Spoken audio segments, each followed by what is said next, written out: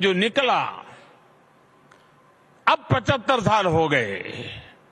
अब हम सबका दायित्व है कि हम उससे निकले हुए अमृत को लेकर के चलें, विष से हम मुक्ति ले लें और इस अमृत काल को जी करके देखें।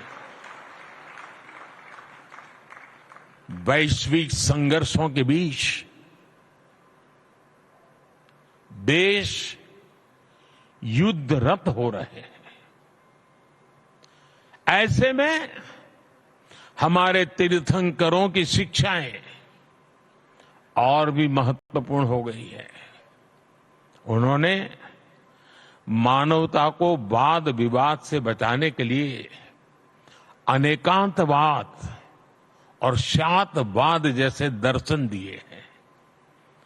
अनेकांतवाद यानी एक विषय के अनेक पहलुओं को समझना, दूसरों के दृष्टिकोण को भी देखने और स्वीकारने की उदारता वाला। आस्था की ऐसी मुक्त व्याख्या, यही तो भारत की विशेषता है और यही भारत का मानवता को संदेश है। साथियों, आज संघर्षों में फंसी दुनिया भारत से शांति की अपेक्षा कर रही है।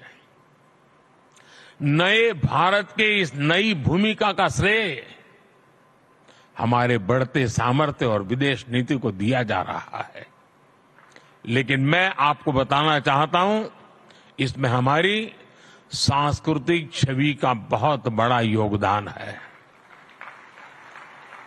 आज भारत इस भूमिका में आया है क्योंकि आज हम सत्य और अहिंसा जैसे व्रतों को वैश्विक मंचों पर पूरे आत्मविश्वास से रखते हैं। हम दुनिया को ये बताते हैं कि वैश्विक संकटों और संघर्षों का समाधान भारत की प्राचीन संस्कृति में है, भारत की प्राचीन परंपरा में है।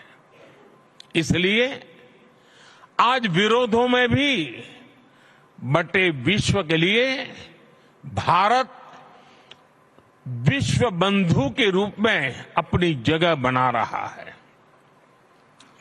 क्लाइमेट चेंज ऐसे संकटों के समाधान के लिए आज भारत ने मिशन लाइफ जैसे ग्लोबल मूवमेंट की नींव रखी है।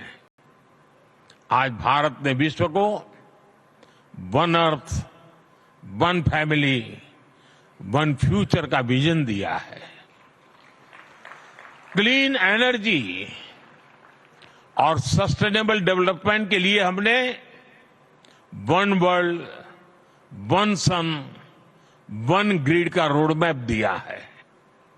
आज हम इंटरनेशनल सोलर अलायंस जैसे फ्यूचरिस्टिक ग्लोबल इनिशिएटिव का नेतृत्व कर रहे हैं। हमारे इन प्रयासों से दुनिया में एक उम्मीद ही नहीं जगी है, बल्कि भारत की प्राचीन संस्कृति को लेकर विश्व का नजरिया भी बदला है।